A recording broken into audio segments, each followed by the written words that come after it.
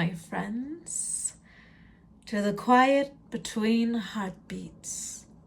Tonight we descend into the fog-drowned ravines of iron and stone, where the world of the living brushes against the unseen. This is The Signalman by Charles Dickens. Today's story is not of monsters and castles, oh no, but a lonely man stationed deep beneath the earth, haunted by a warning only he can hear. Beneath the railway's endless gloom, where the wind moans through the tunnel mouth, and distant bells ring when no hand has touched them, something waits, something calls.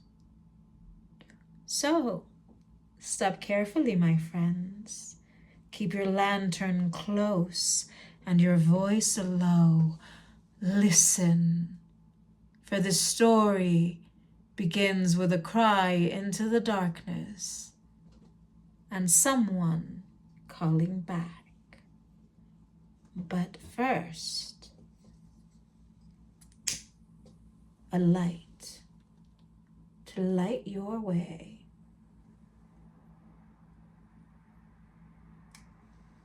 I hope it doesn't burn out. Let's begin. Hello, below there! When he heard a voice thus calling to him, he was standing at the door of his box with a flag in his hand, furled around its short pole. One would have thought, considering the nature of the ground, that he could not have doubted from what quarter the voice came. But instead of looking up to where I stood, on the top of the steep cutting nearly over his head, he turned himself about and looked down the line. There was something remarkable in his manner of doing so, though I could not have said for my life what. But I know it was remarkable, enough to attract my notice, even though his figure was foreshortened and shadowed down in the deep trench, and mine was high above him, so steeped in the glow of an angry sunset that I had shaded my eyes with my hand before I saw him at all. Hello, below! From looking down the line, he turned himself about again, and raising his eyes, saw my figure high above him. Is there any path by which I can come down and speak to you? He looked up at me without replying, and I looked down at him without pressing him too soon with a repetition of my idle question. Just then there came a vague vibration in the earth and air, quickly changing into a violent pulsation and an oncoming rush that caused me to start back as though it had force to draw me down. When such a vapor as rose to my height from this rapid train had passed me and was skimming away over the landscape, I looked down again and saw him refurling the flag he had shown while the train went by. I repeated my inquiry, after a pause, during which he seemed to regard me with a fixed attention. He motioned with his rolled up flag towards a point on my level about 200 or 300 yards distant. I called down to him, "All right," and made for that point. There, by dint of looking closely about me, I found a rough, zigzag, descending pattern notched out, which I followed. The cutting was extremely deep and unusually precipitate.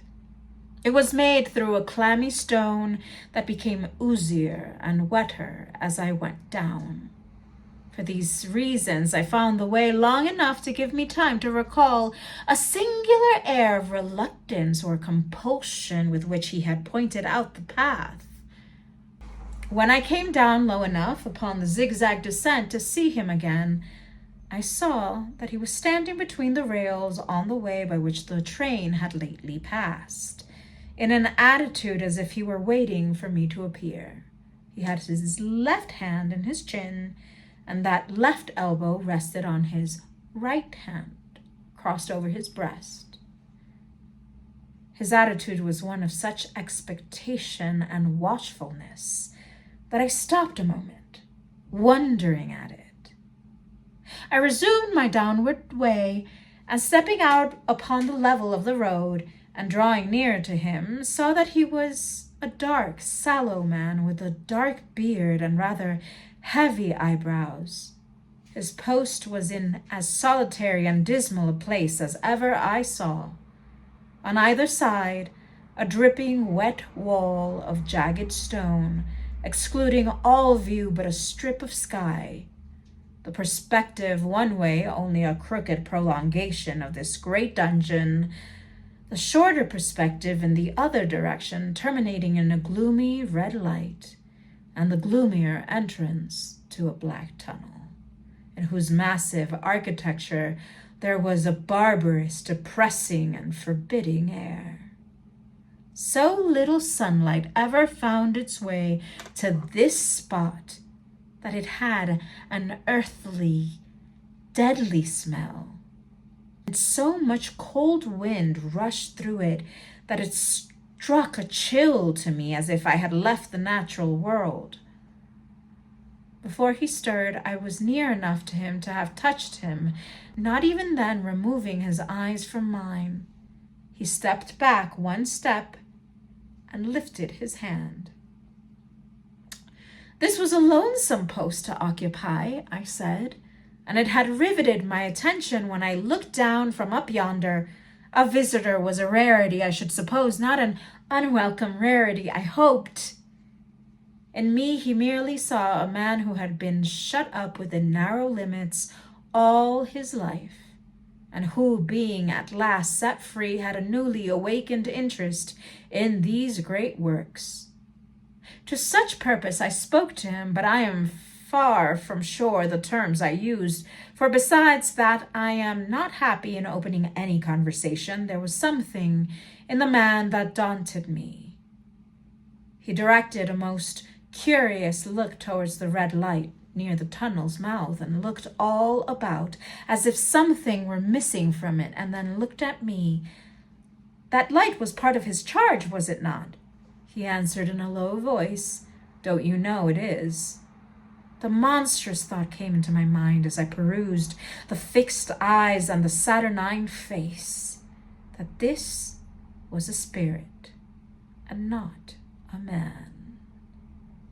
I have speculated since whether there may have been infection in his mind.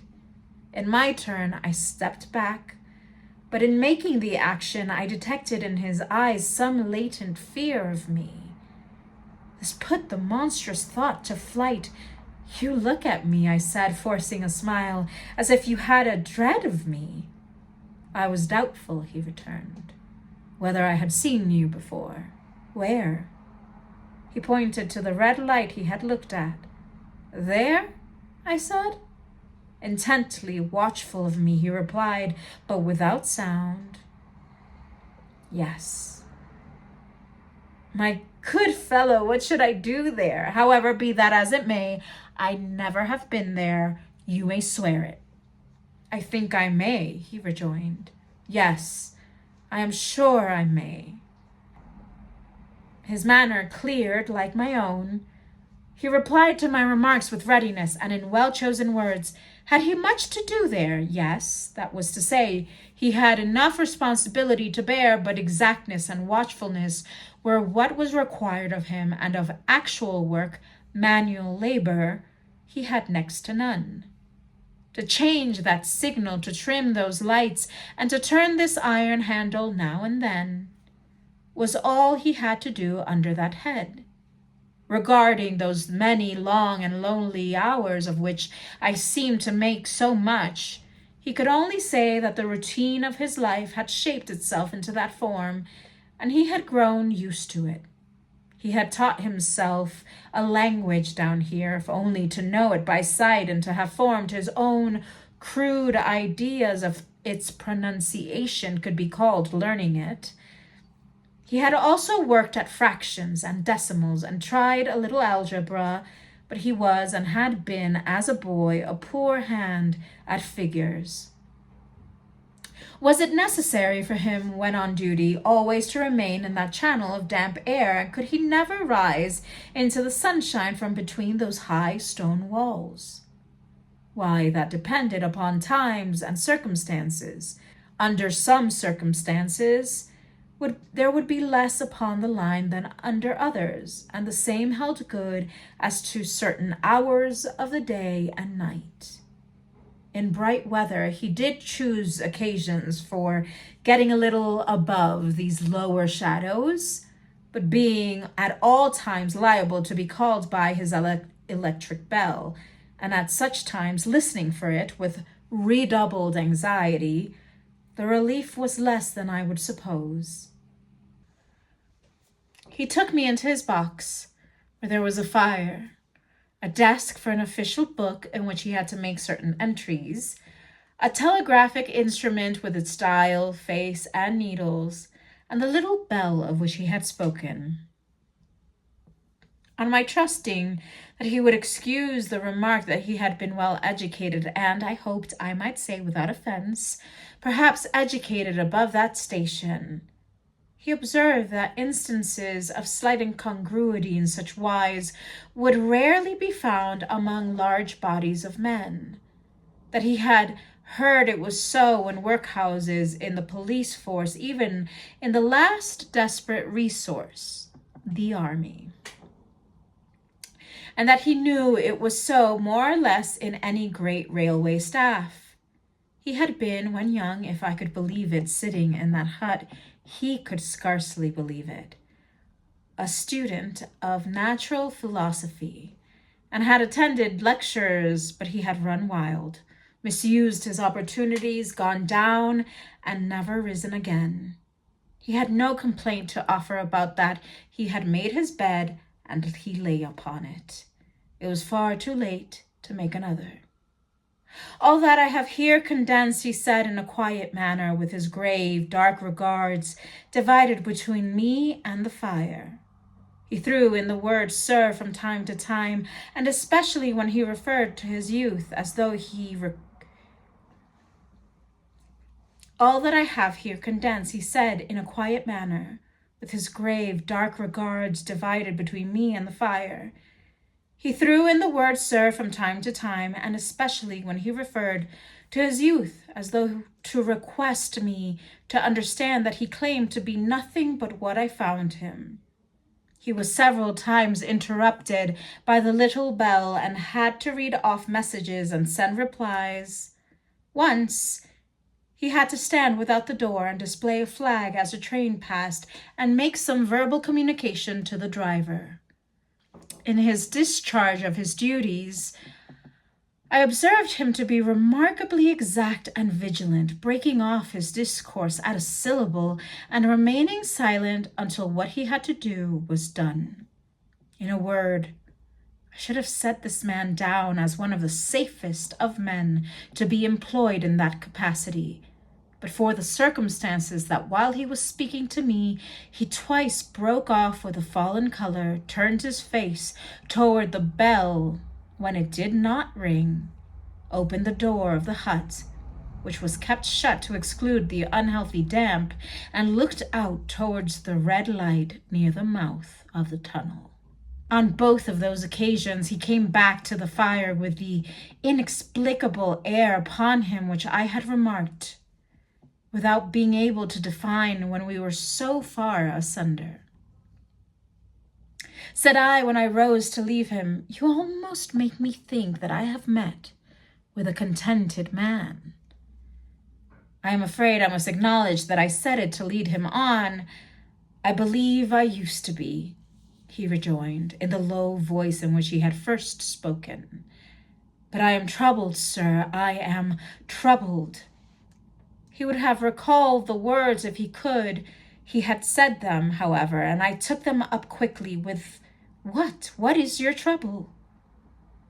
"It is very difficult to impart, sir. It is very, very difficult to speak of.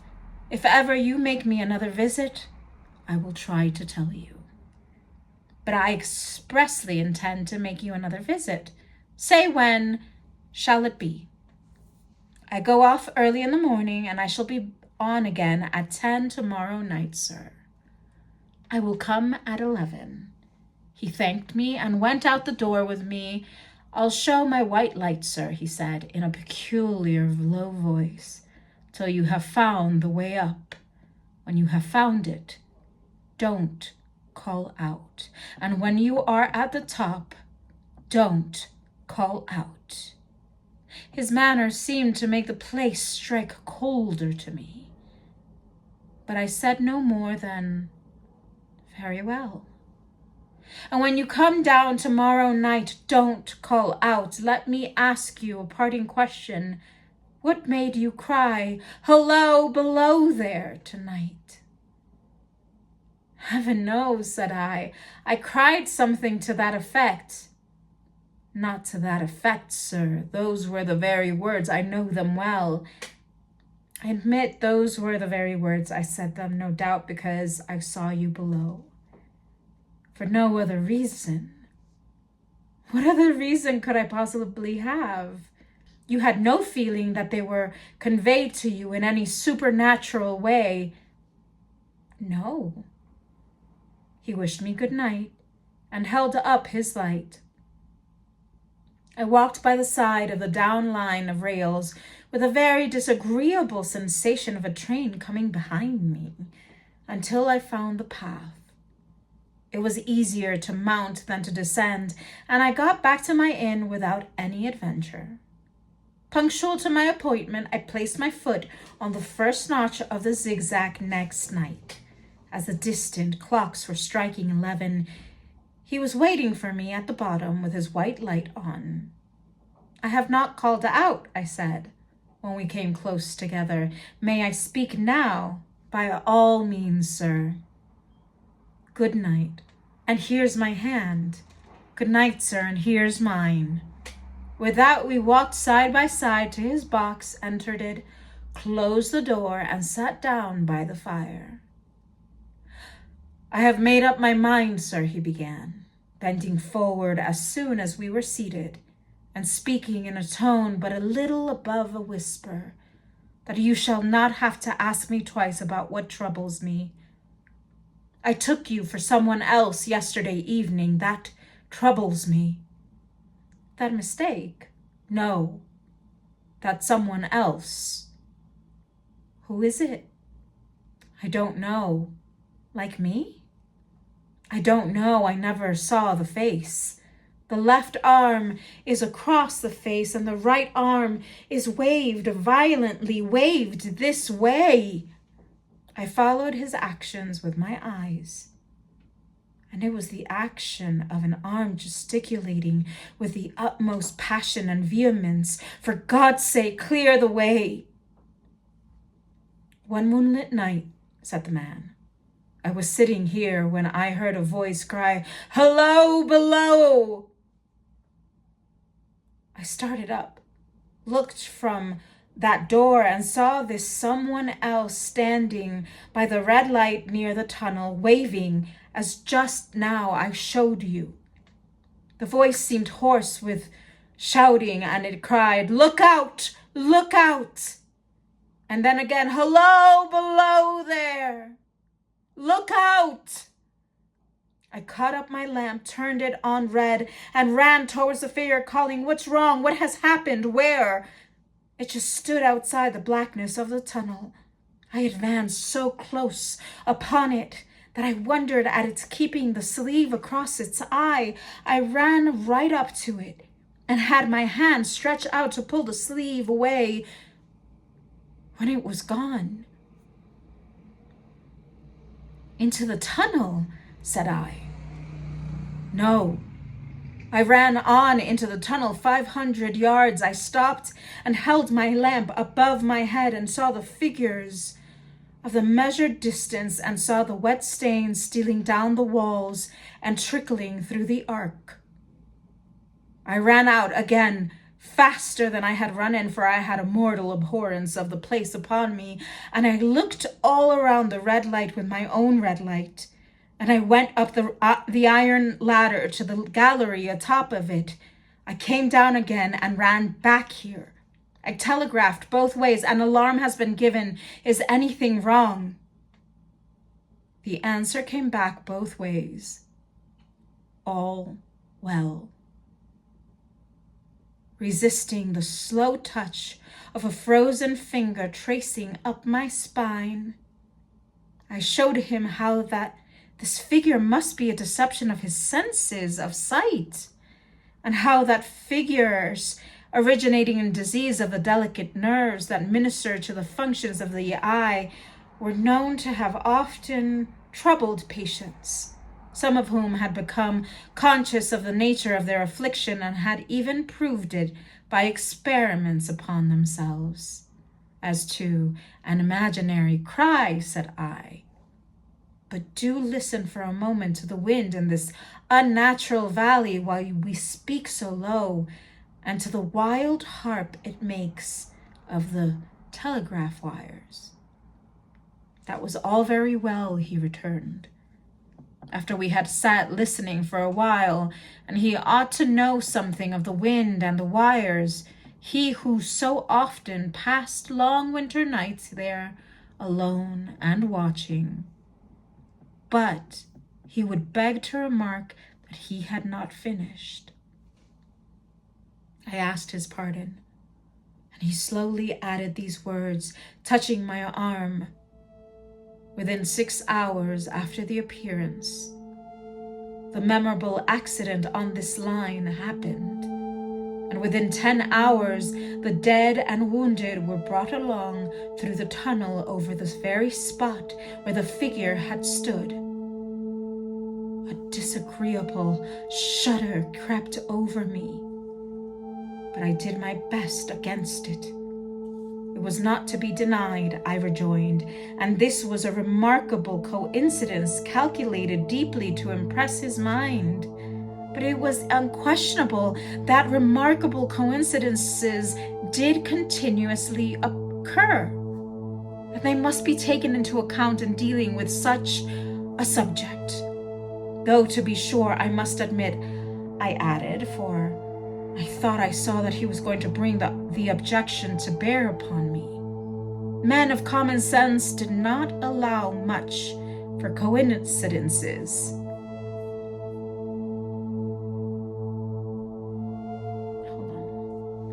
A disagreeable shudder crept over me, but I did my best against it. It was not to be denied, I rejoined, that this was a remarkable coincidence, calculated deeply to impress his mind. But it was unquestionable that remarkable coincidences did continually occur, and they must be taken into account in dealing with such a subject. Though, to be sure, I must admit, I added, for I thought I saw that he was going to bring the objection to bear upon me, men of common sense did not allow much for coincidences in making the ordinary calculations of life. He again begged to remark that he had not finished. I again begged his pardon for being betrayed into interruptions. This, he said, again laying his hand upon my arm and glancing over his shoulder with hollow eyes, was just a year ago. 6 or 7 months passed, and I had recovered from the surprise and shock when one morning, as the day was breaking, I, standing at the door, looked towards the red light and saw the spectre again. He stopped with fixed eyes at me. Did it cry out? No. It was silent. Did it wave its arm? No. It leaned against the shaft of the light with both hands before the face like this. Once more, I followed his action with my eyes. It was an action of mourning. I have seen such an attitude in stone figures on tombs. Did you go up to it? I came in and sat down, partly to collect my thoughts, partly because it had turned me faint. When I went to the door again, daylight was above me and the ghost was gone. But nothing followed. Nothing came of this. He touched my arm with his forefinger twice, thrice, giving a ghastly nod each time. That very day, as a train came out of the tunnel, I noticed a carriage window on my side, what looked like a confusion of hands and heads, and something waved. I saw it just in time to signal the driver stop. He shut off and put his brake on, but the train drifted past here 150 yards or more. I ran after it, and as I went along, heard terrible screams and cries. A beautiful young lady had died instantaneously in one of the compartments and was brought in here and laid down on this floor between us. Involuntarily, I pushed my chair back as I looked from the boards at which he pointed to himself. True, sir, true, precisely as it happened, so I tell you. I could think of nothing to say to any purpose, and my mouth was very dry. The wind and the wires took up the story with a long, lamenting wail. He resumed, "Now, sir, mark this and judge how my mind is troubled. The spectre came back a week ago. Ever since, it has been there, now and again by fits and starts. At the light, at the danger light. What does it seem to do?" He repeated, if possible, with increased passion and vehemence, that former gesticulation of, "For God's sakes, clear the way!"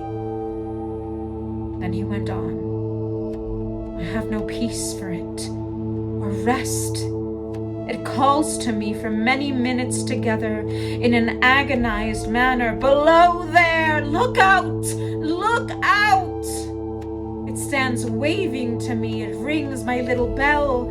I caught at that. Did it ring your bell yesterday evening when I was here, and you went to the door?" "Twice." "Why, see," said I, "how your imagination misleads you. My eyes were on the bell, and my ears were open to the bell, and if I am a living man, it did not ring at those times. No, nor at any other time, except when it was rung in the natural course of physical things by the station communicating with you." He shook his head. "I have never made a mistake as to that yet, sir. I have never confused the spectre's ring with the man's. The ghost's ring is a strange vibration in the bell that it derives from nothing else, and I have not asserted that the bell stirs to the eye. I don't wonder that you failed to hear it, but I heard it." "And did the spectre seem to be there when you looked out?" "It was there, both times," he repeated firmly. "Both times." "Will you come to the door with me and look for it now?" He bit his underlip, as though he were somewhat unwilling, but arose. I opened the door and stood on the step while he stood in the doorway. There was the danger light. There was the dismal mouth of the tunnel. There was the high, wet walls of the cutting. There were the stars above them. "Did you see it?" I asked him, taking particular note of his face. His eyes were prominent and strained, but not very much more so, perhaps, than my own had been when I had directed them earnestly towards the same spot. "No," he answered. "It is not there." "Agreed," said I. We went in again, shut the door, and resumed our seats. I was thinking how best to improve this advantage, if it might be called one, when he took up the conversation in such a matter-of-course way, so assuming that there could be no serious question of fact between us, that I felt myself placed in the weakest of positions. "By this time you will fully understand, sir," he said, "that what troubled me so dreadfully is the question, what does that spectre mean?" I was not sure, I told him, that I did fully understand. "What is its warning against?" he said, ruminating, with his eyes on the fire and only by times turning them on me. "What is the danger? Where is the danger? There is danger overhanging. There is danger overhanging somewhere on the line. Some dreadful calamity will happen. It is not to be doubted this third time after what has gone before. But surely this is a cruel haunting of me. What can I do?" He pulled out his handkerchief and wiped the drops from his heated forehead. "If I telegraph danger on either side of me or on both, I can give no reason for it," he went on, wiping the palms of his hands. "I should get into trouble and do no good. They would think I was mad. This is the way it would work. Message, danger, take care. Answer, what danger, where? Message, don't know, but for God's sake, take care. They would displace me. What else could they do?" His pain of mind was most pitiable to see. It was the mental torture of a conscientious man oppressed beyond endurance by an unintelligible responsibility involving life.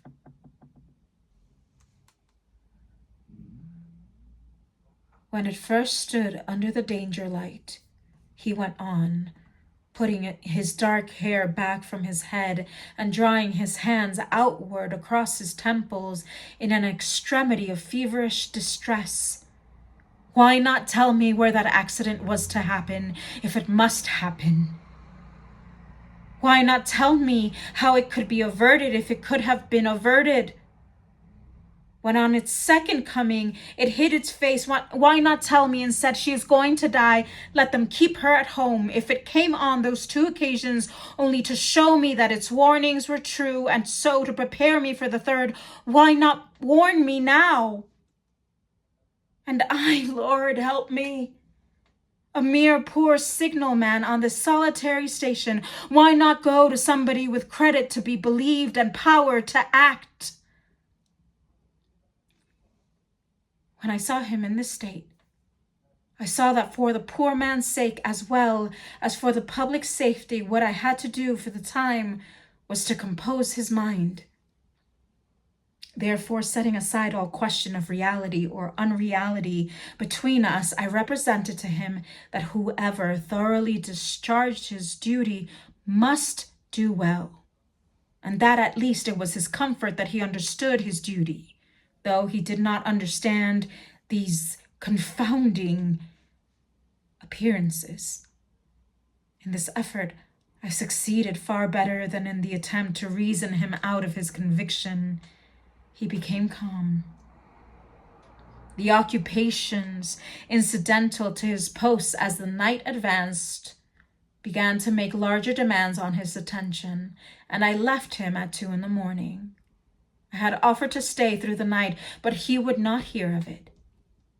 That I more than once looked back at the red light as I ascended the pathway, and that I did not like the red light, and that I should have slept but poorly if my bed had been under it, I see no reason to conceal. Nor did I like the two sequences of the accident and the dead girl. I see no reason to conceal that either. But what ran most in my thoughts was the consideration, how ought I to act? Having become the recipient of this disclosure, I had proved to the man to be intelligent.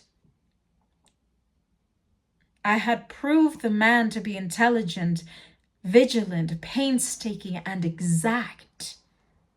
But how long might he remain so, in his state of mind? Though in a subordinate position, still he held a most important trust, and would I, for instance, like to stake my own life on the chances of his continuing to execute it with precision? Unable to overcome a feeling that there would be something treacherous in my communicating what he had told me to his superiors in the company, without first being plain with him myself and proposing a middle course to him, I ultimately resolved to offer to accompany him, otherwise keeping his secret for the present, to the wisest medical practitioner we could hear of in those parts, and to take his opinion. A change in his time of duty would come round next night. He had apprised me, and he would be off an hour or two after sunrise, and on again soon after sunset. I had appointed to return accordingly. Next evening was a lovely evening, and I walked out early to enjoy it. The sun was not yet quite down when I traversed the field path near the top of the deep cutting. I would extend my walk for an hour, I said to myself. Half an hour on and half an hour back, and it would then be time to go to my signalman's box. Before pursuing my stroll, I stepped to the brink and mechanically looked down from the point from which I had first seen him. I cannot describe the thrill that seized me when close to the mouth of the tunnel I saw the appearance of a man with his left sleeve across his eyes, passionately waving his right arm. The nameless horror that oppressed me passed in a moment, for in a moment I saw that this appearance of a man was a man indeed, and that there was a little group of other men standing at a short distance, to whom he seemed to be rehearsing the gesture he made. The danger light was not yet lighted. Against its shaft, a little low hut, entirely new to me, had been made of some wooden supports and tarpaulin. It looked no bigger than a bed.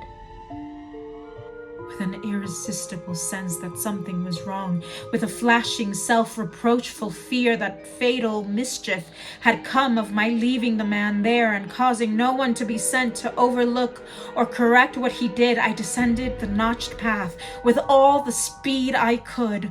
"What is the matter?" I asked the men. "Signalman killed this morning, sir." "Not the man belonging to that box?" "Yes, sir." "Not the man I know?" "You will recognize him, sir, if you knew him," said the man who spoke for the others, solemnly uncovering his own head and raising an end of the tarpaulin, for his face is quite composed. "Oh, how did this happen? How did this happen?" I asked, turning from one to another as the hut closed in again. "He was cut down by an engine, sir.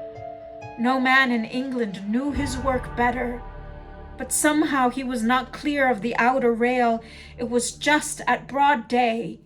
He had struck the light and had the lamp in his hand. As the engine came out of the tunnel, his back was towards her, and she cut him down. That man drove her and was showing how it happened. Show the gentleman, Tom." The man, who wore a rough, dark dress, stepped back to his former place at the mouth of the tunnel. "Coming round the curve in the tunnel, sir," he said. "I saw him at the end, as if I saw him down a perspective glass. There was no time to check speed, and I knew him to be very careful. As he didn't seem to take heed of the whistle, I shut it off when we were running down upon him and called to him as loud as I could call. What did you say? I said, below there, look out, for God's sake, clear the way. I started.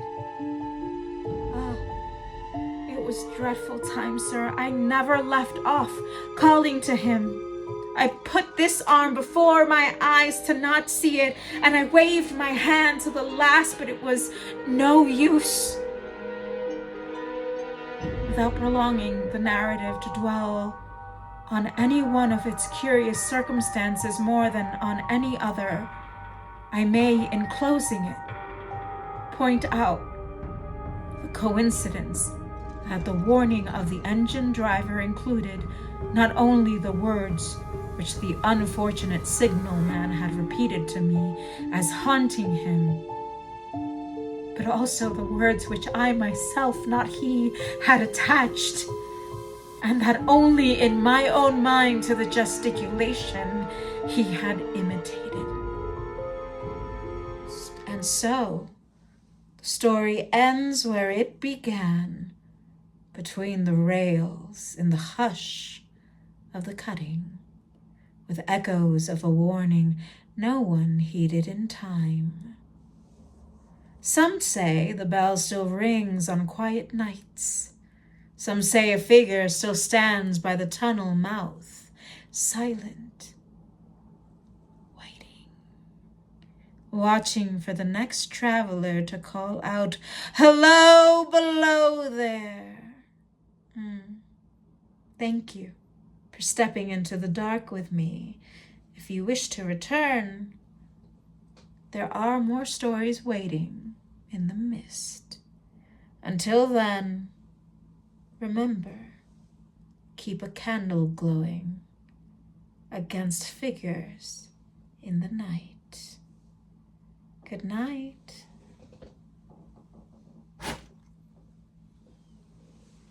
Until next time.